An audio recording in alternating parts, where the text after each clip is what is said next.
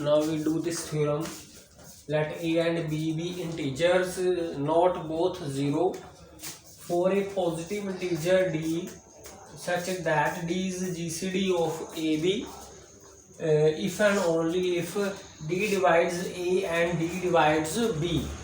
And the second condition is that whenever c divides a and c divides b, then c divides d. Therefore, by this theorem, if GCD of AB is D, then A and B holds.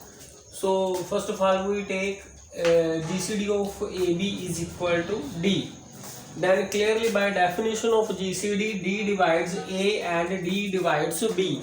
This completes the part A. And secondly, for the proof of part B, we know that GCD of D can be written as a linear combination of A and B for some integers x and y. Now we want to prove B, that is whenever C divides A and C divides B, then C divides D. हमने prove करना है C divides D.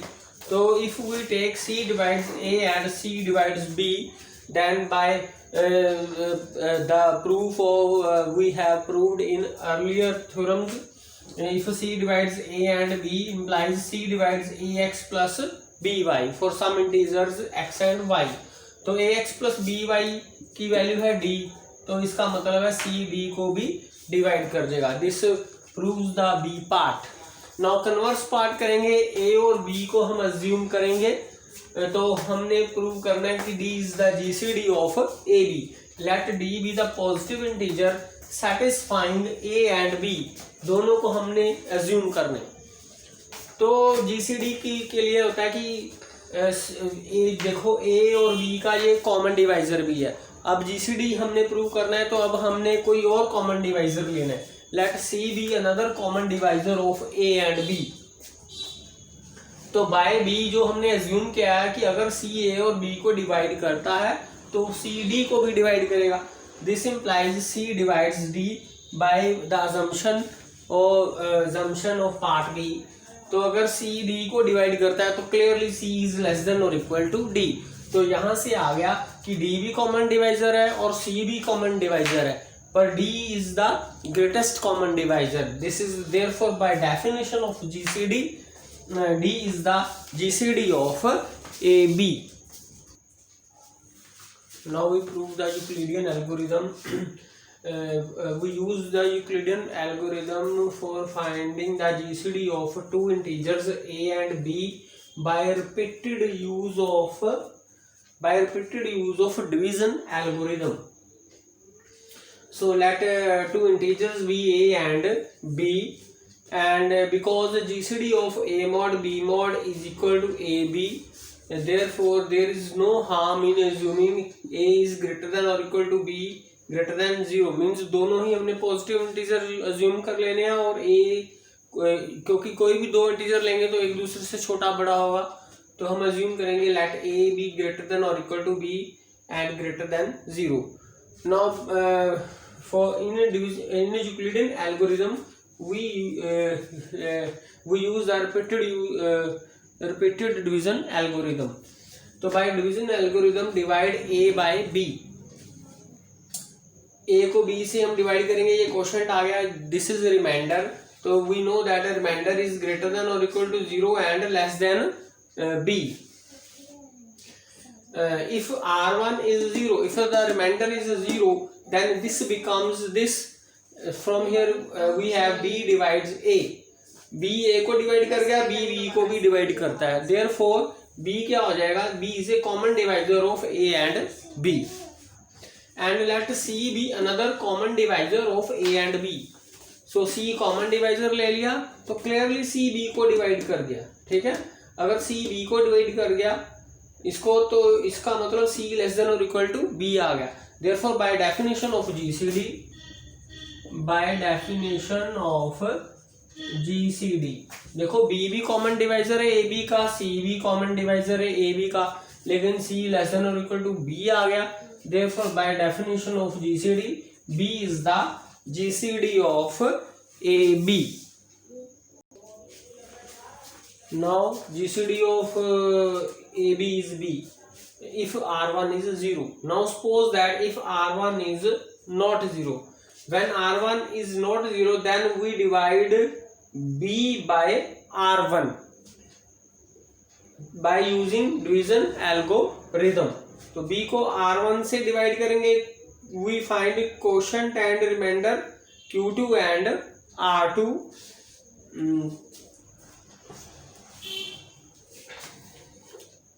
There exist integers Q2 and R2 such that B is equal to Q2 R1 plus R2 and a remainder is greater than or equal to 0 and less than the divisor. So again if R2 is 0 we stop, otherwise we proceed as before. Otherwise we proceed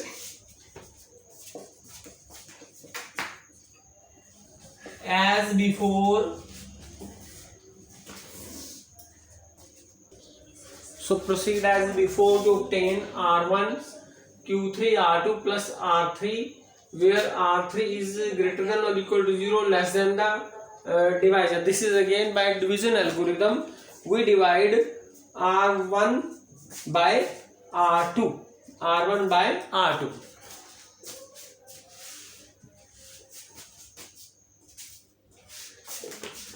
This division process continues until some zero remainder appears.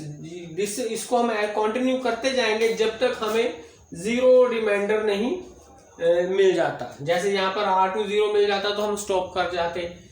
तो this process division process continues until some zero remainder appears. Say at the n+1th stage. Suppose करो कि वो हमें n+1th stage पर zero reminder मिल जाएगा. Where Rn-1 is divided by Rn. जैसे R1 is divided by R2 है, इसी तरह Rn-1 will divided by Rn at that stage.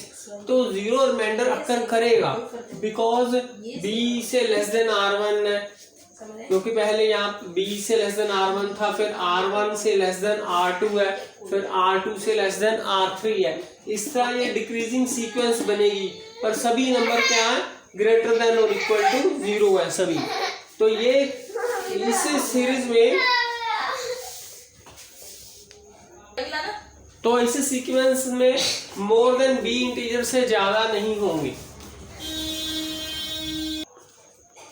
Therefore, by repeated use of division algorithm, we have the following system of equations. ये हमने जब R1 0 नहीं आया तो, क्योंकि अगर यहाँ पर हम ऐसे लिखते हैं ना, तो क्योंकि R1 0 नहीं आया तो हमने ये इक्वालिटी नहीं डाली, किसी भी इनइक्वालिटी के साथ हमने इक्वालिटी नहीं डाली है. तो इन सब में हमने ग्रेटर देन 0 लिखना है, ग्रेटर देन और इक्वल टू 0 नहीं लिखना है. यहाँ तक जब रिमाइंडर 0 आ जाएगा तो वहां पर वो Rn जो नेक्स्ट रिमाइंडर होगा वो 0 आ जाएगा. ठीक है, तो इस करके हमने यहाँ पर ग्रेटर देन 0 का साइन लगाया, ग्रेटर देन और इक्वल टू 0 का साइन नहीं लगाया. तो इस तरह से हमने जब repeated use of division algorithm किया तब तक करते रहे जब तक ये रिमाइंडर 0 नहीं आ गया, क्योंकि ये रिमाइंडर नॉन 0 आ रहे थे. ठीक है, तो अब हमने क्या करना है, इसको आगे प्रूव करने के लिए हमें एक लेमा प्रूव करना पड़ेगा. तो now we claim that Rn the last non-zero remainder, this last non-zero remainder is Rn that appears is equal to the GCD of AB. That is Rn is the GCD of AB. So this to prove Rn GCD of AB, we have to prove this lemma, or we have to use this lemma that if A is equal to QB plus R, then GCD of AB is equal to GCD of QR. तो lemma क्या है हमारे पास, if a is equal to Q B plus R then GCD of A B is equal to GCD of B R. तो by using this lemma we have these equations. तो GCD of A B is equal to B R, GCD of A B is equal to B R. Now GCD of B R B R one GCD of BR1 is equal to R1 R2. BR1 is equal to GCD of R1 R2. इसी तरह continue करते जाएंगे. तो इसकी GCD जो आएगी इसकी GCD के बराबर आएगी, GCD of Rn minus one Rn. तो इसकी GCD किसके बराबर आएगी, Rn0 की GCD के बराबर, Rn0 की GCD बराबर यूजिंग दिस. तो Rn0 की GCD क्या होती है, Rn होती है, क्योंकि अगर A0 लेंगे इसकी GCD A आएगी, तो इसकी GCD Rn आ गई. देयरफॉर Rn ये सभी इक्वल है, तो इसका मतलब Rn is equal to GCD of AB. Therefore we have proved that GCD of AB is Rn. Now we prove the lemma. Now we prove the lemma if A is equal to QB plus R, then GCD of AB is equal to GCD of BR. So let GCD of AB is D. Then D divides A and B. तो अगर D AB को divide करता है तो D A minus QB को भी divide करता है. यूजिंग दिस रिजल्ट तो हम x को 1 ले लेंगे, y को माइनस q ले लेंगे. Therefore D divides A minus QB. क्योंकि हमने क्यों लिया, हमने यहाँ से वैल्यू ले लेनी है. तो A माइनस QB की वैल्यू आ जाएगी R के बराबर. तो यहाँ पर R की वैल्यू पुट कर देंगे, तो D इसको डिवाइड करता है तो D R को भी डिवाइड कर गया, D R को भी डिवाइड कर गया, आल्सो D B को भी डिवाइड करता है. Therefore D divides R and B, therefore D is a common divisor of B and R. तो नेक्स्ट अगर हम we take C is an arbitrary common divisor of B and R, then फिर again using this result, ठीक है, C divides QB plus R, B R को divide कर रहा है तो QB plus R को भी डिवाइड करेगा, क्योंकि हमने ये इसके अकॉर्डिंगली लिया है. तो इसकी वैल्यू A के बराबर है, तो इसका मतलब है जो C है वो A को डिवाइड कर जाएगा. So C divides A and C divides B because C is a common divisor of B and R. So C B को भी डिवाइड करता है. So A को भी डिवाइड कर गया और C B को भी डिवाइड कर रहा है. तो therefore C क्या हो गया, common divisor of A and B. तो क्योंकि बिकॉज हमने D ली हुई है GCD ऑफ AB की, तो ये भी कॉमन डिवाइजर है, तो ये भी कॉमन डिवाइजर है. तो क्योंकि ये GCD है, therefore by definition of GCD C is less than or equal to D. तो C क्या हो जाएगा, लेस देन और इक्वल टू D हो जाएगा. तो हमें शुरू कैसे किया था, D is common divisor of B and R. तो C को भी कॉमन डिवाइजर लिया B एंड R का, तो C लेस देन और इक्वल टू D आ गया.